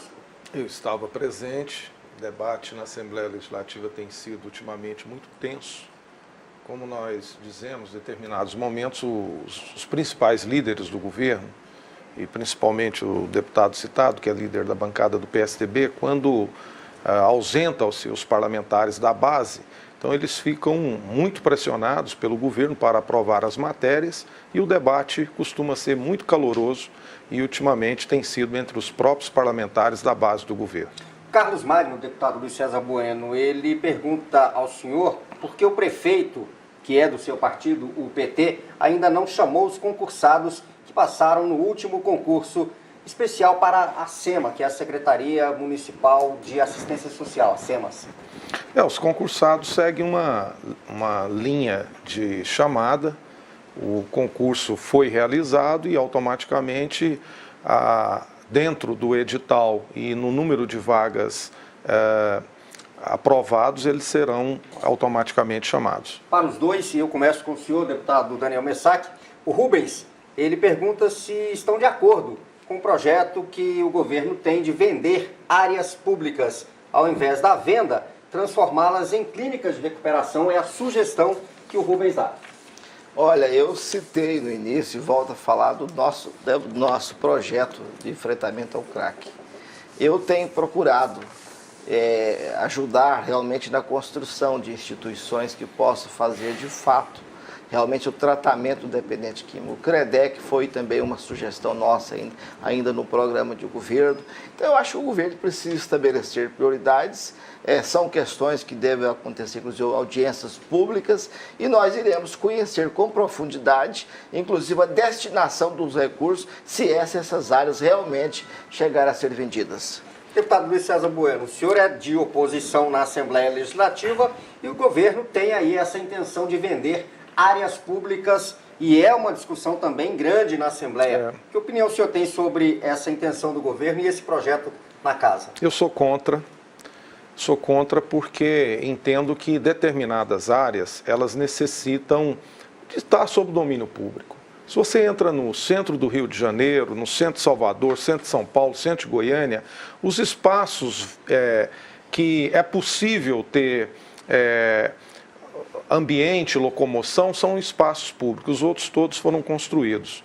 E nós, quando vemos à venda uma área como ali do Batalhão em Anguera, outras áreas urbanas em Goiânia e outras cidades, nós não temos que imaginar o Estado para daqui 4 anos. Nós temos que imaginar o Estado para daqui 50, daqui 100 anos. Nós corremos o risco de, num espaço muito curto, quando o governo do Estado precisar de uma grande área para colocar uma universidade, um instituto de ensino superior, um instituto de pesquisa, ele ter que ir para o mercado comprar áreas extremamente caras. Então eu acho que isso aqui é uma economia, é uma receita que ele vai fazer que, com o tempo, a sociedade e o próprio poder público vai pagar muito caro. Vou dar um recado aqui do vereador eleito Paulo Magalhães, vereador reeleito, ele é vereador e foi reeleito para que o mandato de senador fosse de 4 anos, suplente de senador fosse igual de vereador e de deputado, disputar a eleição. Senadores que estão lá são biônicos. Apenas a Lúcia Vânia foi eleita. Cita aqui o vereador Paulo Magalhães, deputado. Olha, essa questão, eu assisti tempos atrás uma discussão sobre a questão da redução do número de vereadores, de mandato. Eu acho que a função dentro do legislativo, o que mais tem uma atuação brilhante, eu tive o privilégio de ser vereador, juntamente com o deputado Luiz César Bueno, foi por 3 mandatos, o vereador está muito relacionado com o cidadão, com a sociedade, ele participa dia a dia, então tem um valor muito grande. Eu quero dizer para você, Paulo Magalhães, que acredito muito no seu trabalho, tenho certeza que você fará tudo para contribuir para uma Goiânia melhor. Deputado, essa questão, a gente às vezes fala sobre isso realmente, que o senador, o suplente de senador, ele não é votado, ele geralmente é uma pessoa que ajuda na campanha, principalmente no aspecto financeiro, mas ele não é votado. E no caso de Goiás especificamente, penso que o governo ou o Estado perde até em representatividade com 2 senadores que acabaram assumindo os mandatos. Eu concordo, eu acho que a redução do mandato do senador, ele é real. Inclusive um dos senadores de Goiás, o ex-senador Maguito Vilela, chegou a protocolar esse pedido quando era senador. Eu acredito que a diferença de tempo entre um senador e um deputado federal não deveria ter. Agora, eu defendo que o Senado, por ser uma casa legislativa que está no último degrau, poderia ter a figura do senador vitalício, que seria os ex-presidentes da República, exemplo de outros países, que ele está presente no Senado, mas sem direito a voto. Ele é uma espécie ali de conselheiro que pode ali estar presente fazendo a articulação política pela experiência que ele teve de presidente da República. Doutor Giovanni, tem uma opinião sobre isso? Eu tenho. Eu, por tudo que eu aprendi de direito constitucional e administrativo, eu entendo que esse esquema que o Brasil utiliza, ele é muito positivo. Você tem uma alternância do Senado, onde você tem um grande contingente de pessoas que participam do poder sem ter passado pela pressão das eleições. Você tem um grupo de pessoas que tem ali 8 anos dentro da República, nessa função de conselheiros. Nós temos um Senado que, apesar de alguns problemas que nós tivemos recente, com alguns escândalos que nós tivemos, que tem sido característica na América Latina, não é só exclusividade brasileira, e tem sido também uma característica da política brasileira em vários níveis. Nós estamos passando por um processo de purificação, na minha concepção, eu acredito nisso, que nós estamos passando por um processo de melhoria, de crescimento, né, de purificação no nosso sistema democrático, e acho que a presença desse senador com maior tempo, eu acho que ela é positiva. Você tem 2 senadores indo embora e um que permanece, depois você tem um senador indo embora e outro que permanece.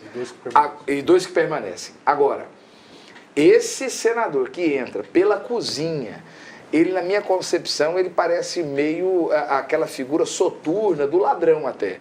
Não disputou a eleição. Não disputou a eleição, adquire um poder fantástico. Muitos dos escândalos que nós tivemos foram com senadores que foram desse tipo de entrada que houve. Ele não há razão de ser, não há nenhuma razão. Nós não temos um vice de nenhum deputado federal, de nenhum deputado estadual, não tem vice e ele tem força de vice, né? O vice-senador, não deveria ser suplente, deveria ser a figura do vice-senador. Então é uma figura totalmente desnecessária para a República. A suplência deveria ser feita como todos os outros suplentes do Legislativo, né? Não há razão, para mim isso aí é o resquício ainda de uma época de autoritarismo, ainda um resquício desse privatismo que se tem do poder. Doutor, professor Alberto. Depois eu quero só um comentário em relação aos cargos da SEMAS, o concurso público da SEMAS. Eu queria que você voltasse em mim. que você quer que eu falo?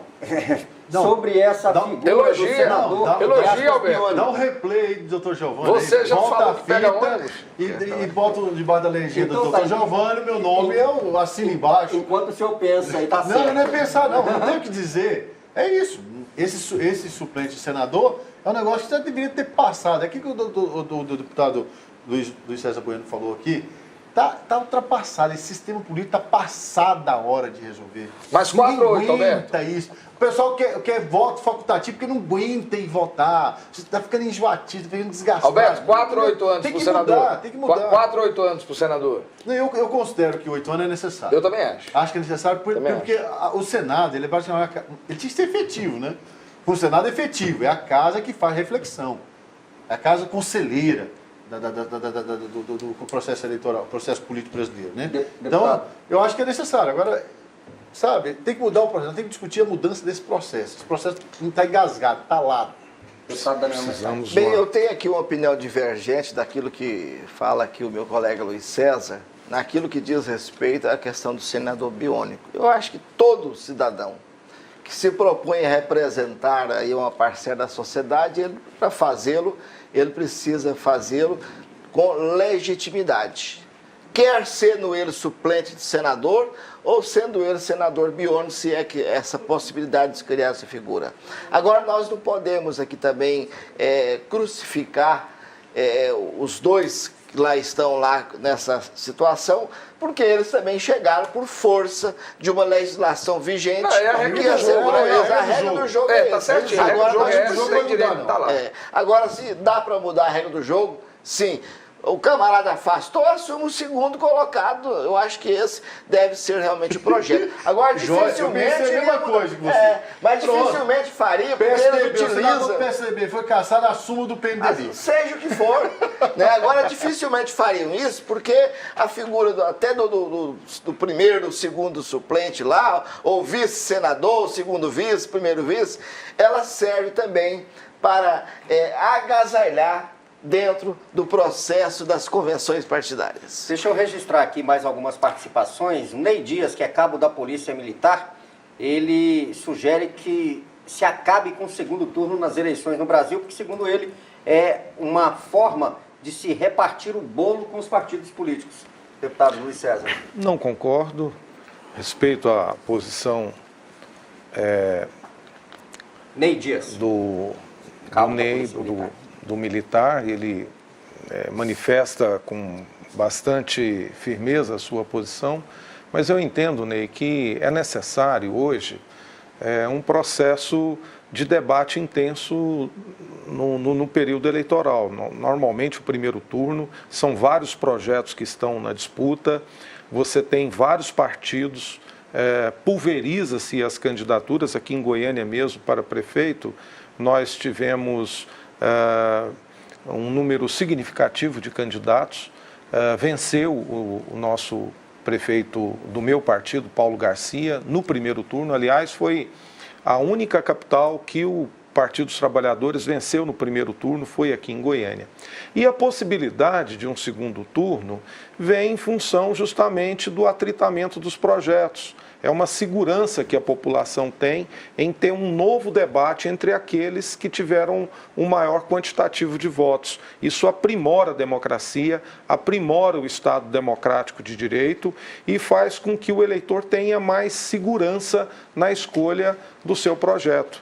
Em relação a essa escolha, nós temos percebido que nos processos onde há uma disputa de dois turnos, a responsabilidade do eleito aumenta significativamente, além da articulação das alianças. O segundo turno, ela possibilita que vários adversários venham a se aglutinar em torno do projeto e construir uma gestão compartilhada com mais segmentos. Até porque, muitas vezes, o que acontece é que é deixado de lado no primeiro turno projetos muito semelhantes a um daqueles que fica... Ou eles são totalmente rejeitados, sim, né, com votação muito baixa, ou às vezes aquele terceiro lugar, ele tem ideias muito próximas. e que, na verdade, é uma ideia majoritária, ou uma ideia de esquerda, ou uma ideia de direita, ou uma ideia de maior desenvolvimento econômico, ou ideia de maior ação social, e que ficou diluída nas duas propostas, que ficou um pouco aquém. Então, o risco que se corre de um turno só é exatamente esse. É de uma proposta que não representa o anseio geral da votação ser determinada. Quando vai para o segundo turno, olha, o que se elege é o seguinte: eu não quero esse cara aqui, ó, tchau para você, eu quero esse outro. A população tem uma condição muito clara de dizer qual projeto que ele não quer. Eu não quero você. Mas deixa eu aproveitar aqui, Sim. Fábio, e fazer uma pergunta também para o professor Alberto e para o doutor Giovanni. Hoje, após, para o segundo turno, aqueles acertos que faz, as alianças e tal, o partido dá conta, ele consegue levar o seu eleitorado, não leva, ou ele fica só na conversa como vai levar? Alberto. Bom, vamos ser muito sinceros. O que acontece mais para o segundo turno, né? Ok, a maioria, você vai notar isso na maioria dos casos, tá bom? Tanto como vereador, como deputado estadual, a maioria desarticula. Desarticula mesmo. Você sabe disso. Aí vai um governador, vai tentar correr atrás para articular apoios. Certo? Aí há realmente esse negócio de partir o bolo melhor e tudo mais. Eu acho assim, eu gosto muito de alguns exemplos do esporte. O esporte, ele é muito dinâmico. Eu estava até falando com vocês sobre futebol aqui agora há pouco, né, do programa, né, sobre a importância do esporte, que o futebol tem que mudar a dinâmica dele. A Fórmula 1 mudou a dinâmica dela. Porque está ficando ruim de assistir. Eles inventaram um tal de Quality 1, Quality 2, Quality 3. Então tá. Vocês já pensaram na ideia de ter primeiro e segundo turno não só para executivo? Pegou os deputados mais bem votados, de um coeficiente, e vai para o segundo turno de deputado também, para vereador. Seria interessantíssimo para a democracia. Com voto distrital, então. Aí nós já estamos indo para o processo. Aí sim, não vamos preocupar com encarecer campanha. Aí é baratear essa campanha, você quer saber? Aí faz ela unificada, né? Aí faz unificada. E aí vamos trabalhar na questão do voto. Aí seria uma maneira de nós entrar nessa discussão e trabalhar essa questão do voto distrital. Que é importante. Na verdade, nós fazemos voto distrital. O Daniel aqui está representando uma região e está trabalhando para essa região para ser eleito. O deputado Sérgio está trabalhando também, por exemplo, para um segmento para ser eleito, para aquele segmento. Na verdade, a coisa funciona assim. Por que não trabalhar nesse sentido? De forma inteligente, nós assinar um decreto agora. Não, vamos trabalhando, vamos construindo isso da democracia. Certo? É um processo de construção, de amadurecimento do processo político brasileiro. Bom, Giovanni, nós já estamos chegando no final do programa, não dá mais tempo. Luiz. A discussão é boa, é gostosa. Eu ia cobrar dos dois deputados aqui, por que não tem transparência na Assembleia, por que no site não é transparente, por que o governo federal, estadual não é transparente com as informações, cobrar deles aqui, fica a cobrança no ar para os deputados. E nós teremos oportunidade de cobrar novamente. E eu quero nessa linha aí dizer o seguinte, olha, na última quinta-feira, o deputado Daniel Messac presidiu a comissão mista e nós fizemos um acordo entre governo e oposição para desobstruir a pauta e aprovar o pacote de matérias sobre a segurança pública, em função do alto índice de violência que está o nosso estado, que está a nossa cidade. Nós precisamos de ações concretas para reduzir a criminalidade e garantir uma paz para as pessoas, pelo menos as pessoas transitarem, ter o direito de ir e vir. E a Assembleia não pode ficar segurando esse conjunto de mensagens. Como o governo não tinha número suficiente de parlamentares para bancar sozinho os projetos, nós da oposição resolvemos dar a guarida e vamos aprovar para ficar as emendas para a próxima terça-feira, de forma que foi aprovado na comissão mista. Mas já recebi vários comunicados dizendo que os companheiros da Polícia Civil estão fora de várias gratificações que estão sendo feitas dentro do pacote que procura valorizar o conjunto dos policiais.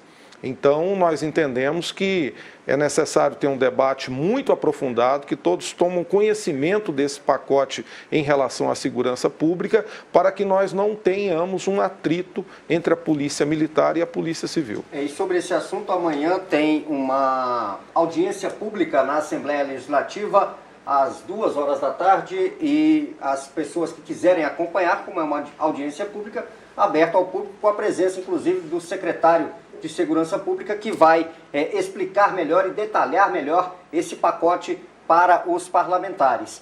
Deputado Luiz César Bueno, tem aqui uma pergunta da Karina do Nascimento. Eu vou transferir essa pergunta para a sua assessoria. O senhor depois responde. Obrigado, Karina, por ter enviado a sua pergunta aqui, mas não dá mais tempo para a gente fazer. E eu quero agradecer a sua presença, deputado Daniel Messac, por participar do programa de hoje aqui na Fonte TV. Fábio, eu queria agradecer a você, agradecer também ao doutor Giovanni, ao professor Alberto, e agradecer a você que está sintonizado. Que Deus te abençoe, te dê a paz e tenha uma semana abençoada. Deputado Luiz César Bueno, valeu também a sua presença aqui. Muito obrigado. Muito obrigado. Quero cumprimentar você, Fábio, cumprimentar o professor Alberto, o professor Giovanni, nosso companheiro, colega de parlamento, deputado Daniel Messac, e que todos tenham uma semana de muita paz, uma semana de muita produtividade. Um abraço a todos vocês. Foi um prazer participar desse programa. Professor Alberto Carlos, boa noite. Boa noite. Vamos passar agora. Eu não vi nenhum dos dois falando assim, acabou já, né? Mas sempre fica esse gostinho de quero mais. Mas nós queremos retornar. Então tá bom. Tenho muita coisa aqui ainda. Antes de terminar a fala, antes de fazer um comentário final aqui, eu queria mandar um abraço para o João ali da Drogaria Rosário, sem fazer um comercial, que estava vindo para cá comprando remédio. Ele parou e falou: assisto todo domingo. Um abraço para você e para toda a equipe aí, tá bom? Um abraço bem gostoso para o Vicimar, tá? Do Sérgio de Souza, que está nos prestigiando, o Ademar e o Gabriel. Eu vou fazer um alerta aqui, no início do programa eu falei sobre isso, vou fazer de novo, vou deixar em aberto, tá? A oposição de Goiás está fazendo o que a oposição fez na época do governo Fernando Henrique, e que o PSDB não sabe fazer no governo federal. E que o próprio Fernando Henrique já puxou a orelha do próprio PSDB, certo? A oposição em Goiás está fazendo um trabalho muito bem feito, por isso nós estamos vivendo essa situação do Estado, os prefeitos, dos deputados não conseguindo dar andamento nos trabalhos na Câmara, tá bom? Para você, comadre e compadre, aquele abraço bem gostoso para você, tá bom? Que essa semana você tenha a oportunidade de comer um arroz com pedi bem gostoso, com franguinho de molho, tá? Fica aquele abraço, semana bem gostosa para você, tá bom? Muito obrigado por nos receber de novo no aconchego da sua casa nesse domingo e nessa semana, que você tenha uma semana muito cheia, muito trabalho e muito proveitosa. Beijão, um abraço para todo mundo aí, tá bom? Doutor Giovanni, boa noite. Eu tinha muita coisa para falar, mas o Alberto comeu meu tempo todo. Então, um forte abraço. Isso porque ele chegou atrasado. Isso porque eu cheguei atrasado ainda, né? Ele está descontando. Meus queridos, é sempre um prazer discutir política. Semana que vem nós estamos de novo nesse canal, nesse mesmo horário. E acompanhe a gente pelo Twitter, @GbuenaDV no Twitter, Giovanni 2NY Bueno no Facebook. Eu vou ficar aí até 2 da manhã brincando e conversando com quem aparecer por lá. Deus te abençoe, uma ótima semana, muito sucesso e de olho na política, porque ela rege nossas vidas. Forte abraço. Esse programa é produzido pelo Departamento de Jornalismo da Rede Fonte de Comunicação. Obrigado a todos que nos acompanharam no aconchego do seu lar até aqui. Tenha uma ótima semana. A próxima atração jornalística aqui na Fonte TV, às 7 da manhã, o Goiás Alerta. Na Rádio Aliança Notícias 1090 AM, às 8 horas, começa o Rádio Verdade. Lembre-se, tenha Deus sempre no seu coração, porque sem Ele você não alcança os seus objetivos. Até domingo que vem com mais um Politeia.